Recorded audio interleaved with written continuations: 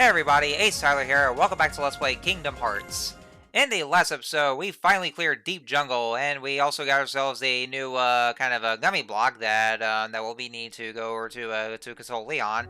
And so that's why we're going to be heading back into Traverse Town in this episode to do that, and also maybe to explore some new areas that we can also gain access to. First things first, though, what we're gonna want to do is that since we have the new Juggle King keychain, we're gonna go and equip that now, and just to power up our Keyblade. So it's like basically that. Well, like I said, is what it is. That not only does your Keyblade change form, but it also gives it some new stat upgrades as well. So it's kind of like evolving your Pokemon. So anyway, and also we have the Red Trinity, which is called the Trinity Smash. And what that does, basically, it has Sora and then Donald and Goofy just barging right into each other just to get this one breakable wall to open. They're just barging in like that. They're just going like, open it up, damn it!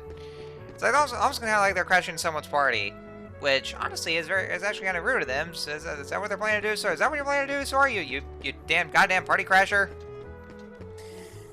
But of course, there's not really any party going on. No party at the moment, which is kind of lame here.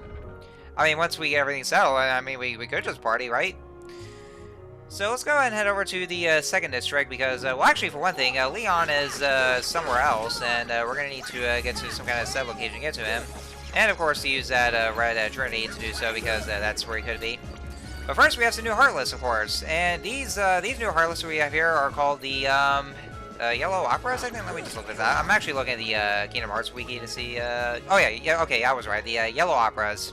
Yellow Operas, they are the Thunder-based kind of a little Heartless. They'll be fighting. We're going to be running a couple of new variants of those things, starting with the Yellow Operas. But yeah, they'll be using the Thunder Magic on you.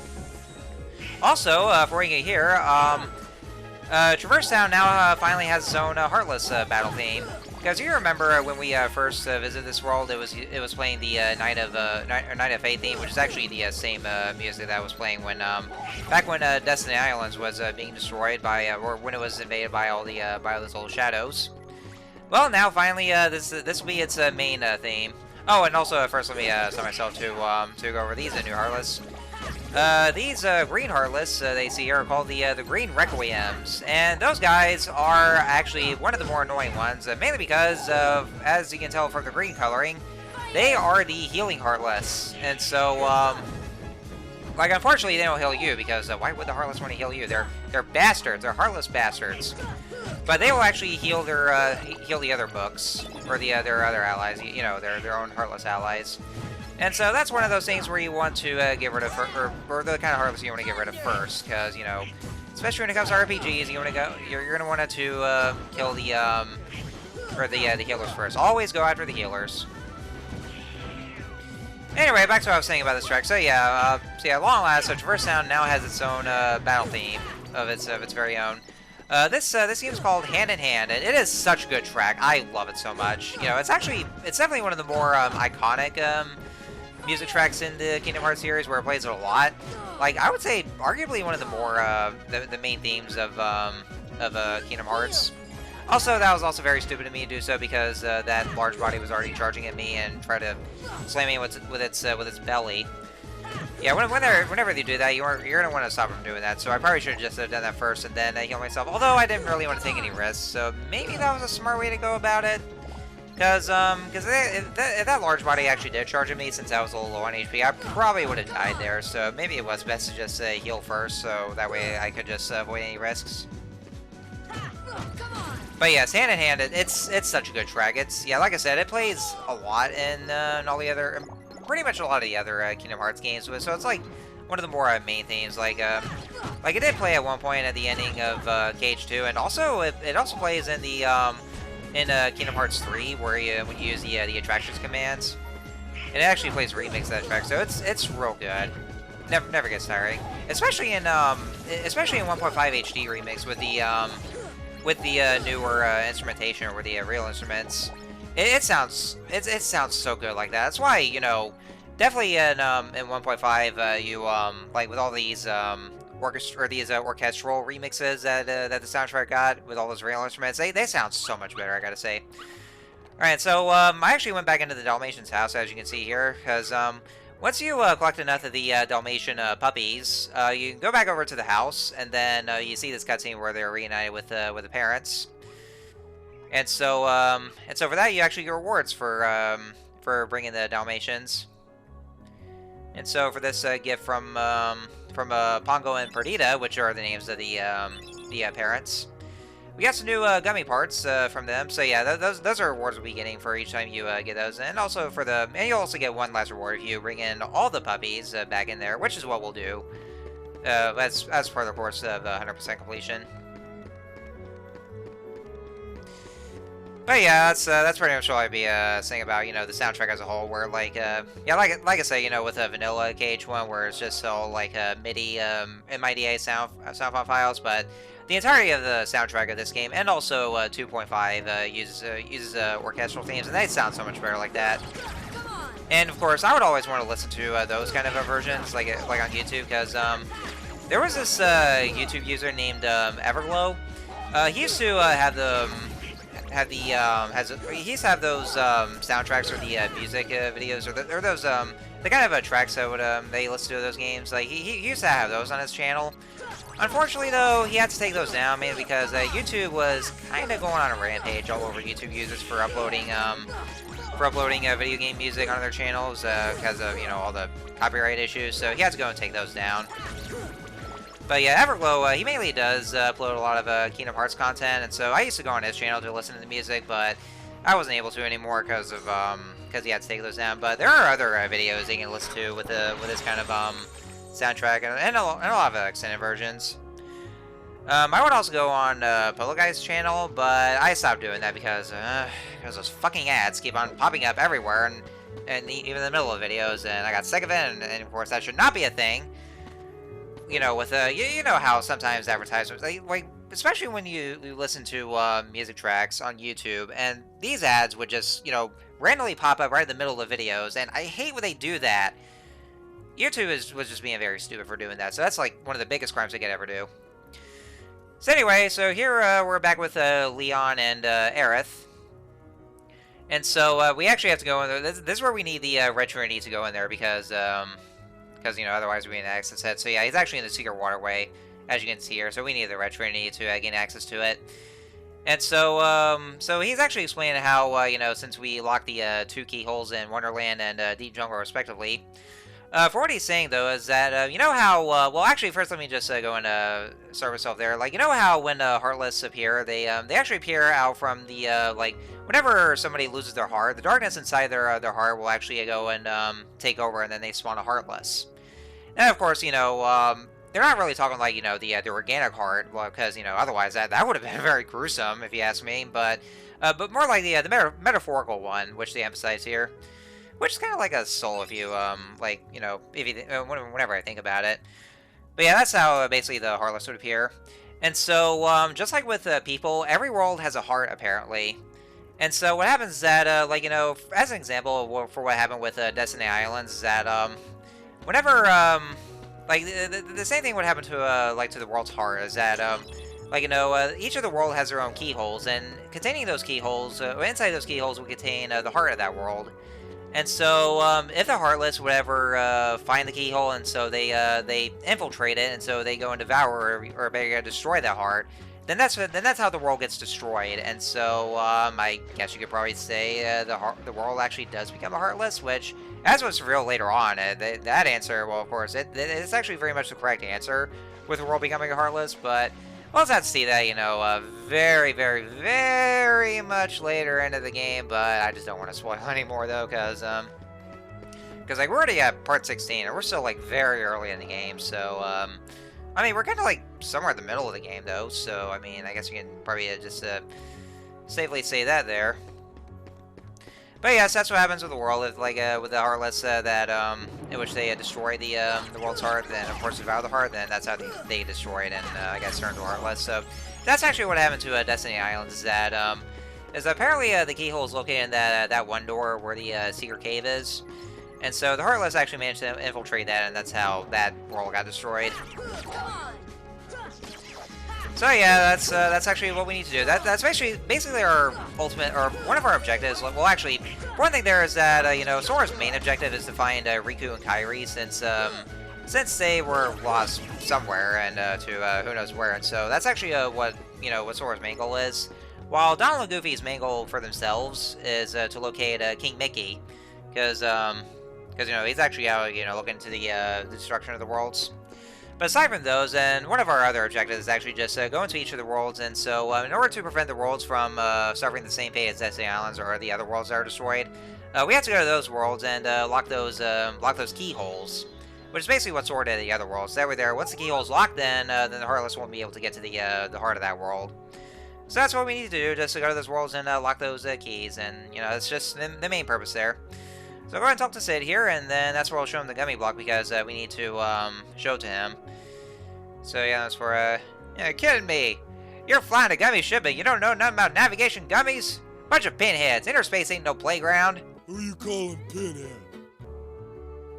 You know, there's a lot we don't know. So of course, you know, we're might as well just learn about it.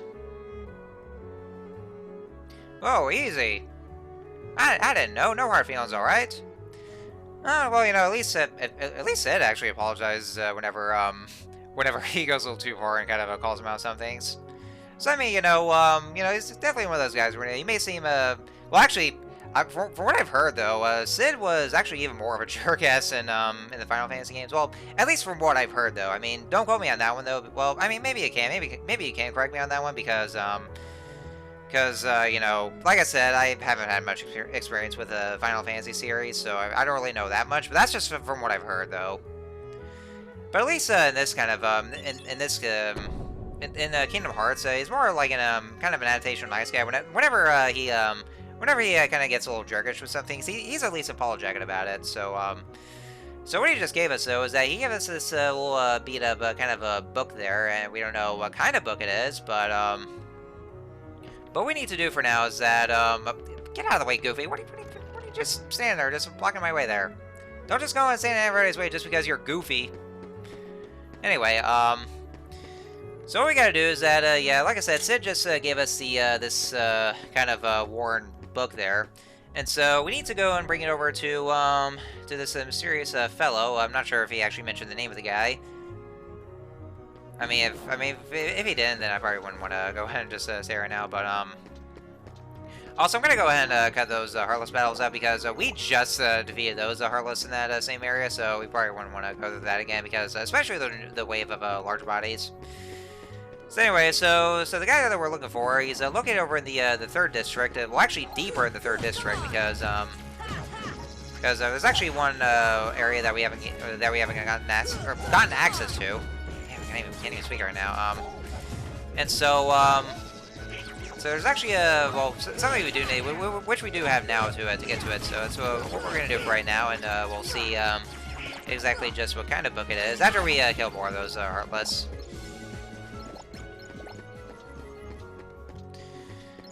So yeah, it's basically just what I'll probably just keep on doing as I go along, just to, you know, just show off more of the Heartless in each of the area and just kill more of those. So I'll just head back over to the 3rd district. And some more new enemy Heartless, and these new ones are here, these airborne ones, those are called the Air Soldiers. And also, fuck those guys, because what they do is that most of the time they'll just whip at you right out of nowhere, and they also hit hard, like, especially if you're playing this on Proud Mode.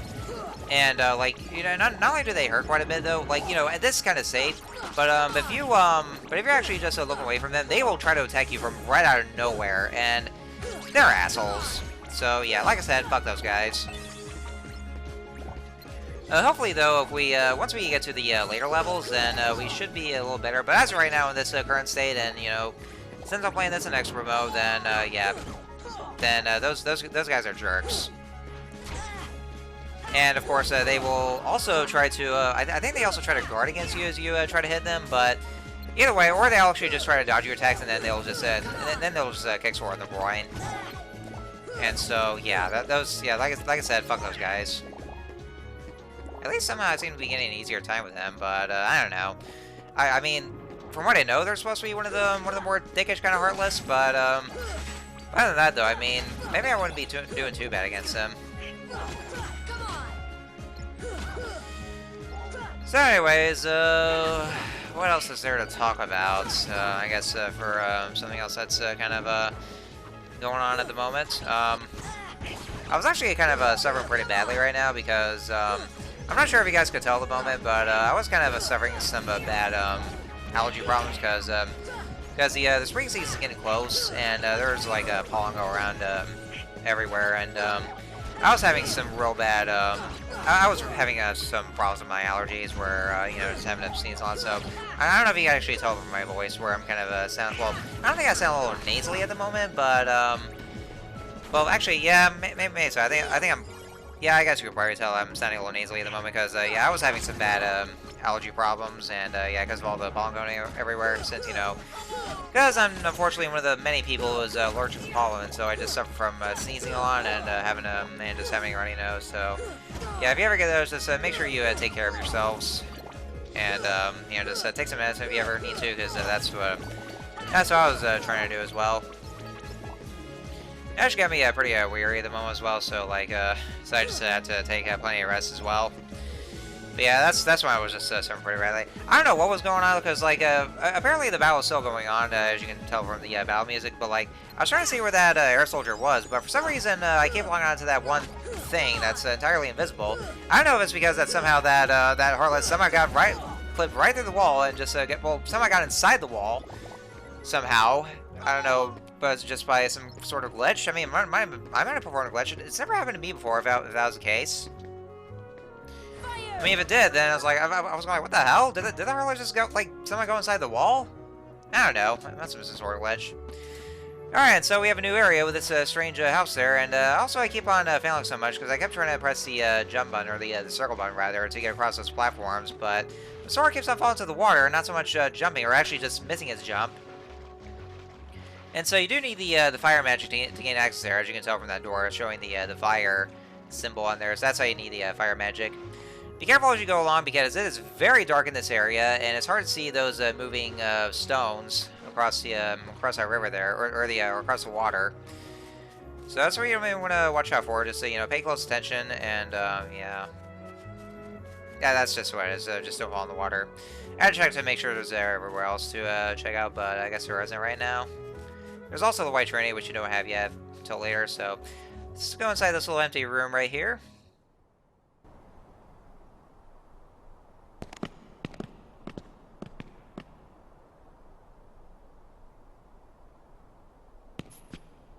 There's something about this musty place.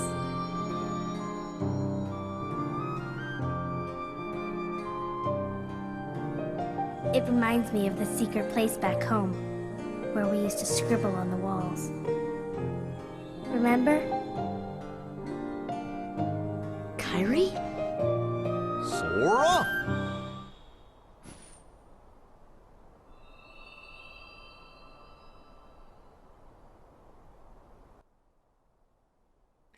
Wow, could it be that Sora's actually going crazy at the moment if he keeps on seeing on these hallucinations of Kairi? I mean, hey, you know, I mean, sometimes we get that too whenever when it comes to the girl in my dreams, but except I don't really have any at the moment, so yeah, joke's on me for that one. Anyway, so yeah, if you recognize this guy here, this guy is Merlin from Sword in the Stone. And so, what he's gonna, well, basically he'll just introduce himself here first, and of course, and so apparently King Mickey has requested for his help in helping Sora with some stuff. And so, yeah, who might you be, young man? I'm Sora. Ah, so you have found the key. What did the king ask you to do? Just a moment. Alright, and so, it's, yeah, presto. And yeah, this is actually exactly the same kind of thing that he does in the movie.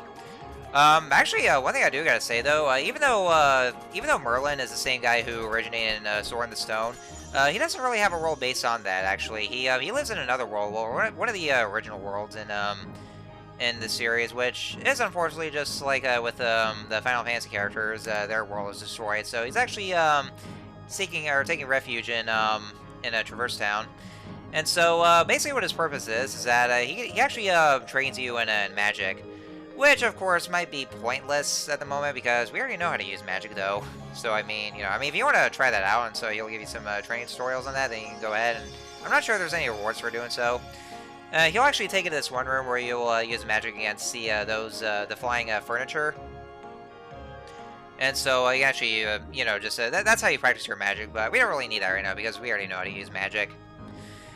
And so now we also have the fairy godmother from Cinderella. And if you talk to her, she might give you some things, but we'll go ahead and just get with her in a moment. So anyway, so we're gonna go ahead and deliver this book, and apparently it's actually not his though. And yeah, somehow found his way into this bag. And so this apparently this book is yeah, I guess I'll put it here somewhere for now. This book holds a great secret. The missing pages will unlock it. I'll leave the book over there. Do look at it whenever you like. Yeah, we're gonna go ahead and or take a look at it a little later though. But it's actually some kind of a special book, or like, you know, well, we'll have to see what it is at the moment. And there's actually torn pages from there, which of course it's actually another collection we'll be doing. And so once we gather the torn pages, then we'll just look at those and see what they're for. But that's gonna be until later. And so we'll probably just look at it maybe after we're done with Traverse Town, or Traverse Town at the moment. So anyways. Apparently we have this gem here, and so if we talk to the fairy godmother, what happens that apparently the inhabitants of the worlds, like whenever the worlds are destroyed, usually the inhabitants will vanish along with the world, or they can just get transported to a Traverse Town. But if a character with a strong heart will actually go through with having their world destroyed, they get turned into a summon gem, is what it is. And so we have the summon gem for Simba from The Lion King. And so, like, basically anytime you have those gems, then the fairy godmother will go ahead and unlock those for you. And so that's how you actually get summons. So yeah, summons are actually a thing that was in the Final Fantasy series or the other RPG games. And so yeah, for like the others, you can actually use the summons for certain situations, which I don't really use as much though. But for the sake of this Let's Play, I might as well just go and show it off. So for right now, we actually have the summon gem for Simba. So anytime you collect the summon gems, you bring them over to the fairy godmother, and then she'll unlock those for you. And so that's how you get those. Like basically for any of the summons from their worlds that got destroyed. And so yeah, I think that should yeah, that's basically all there is about it. So anyway, so next time on Let's Play Kingdom Hearts, we are going to, I guess, explore more of Traverse Town and see what else we can do at the moment. So until next time, see you guys later.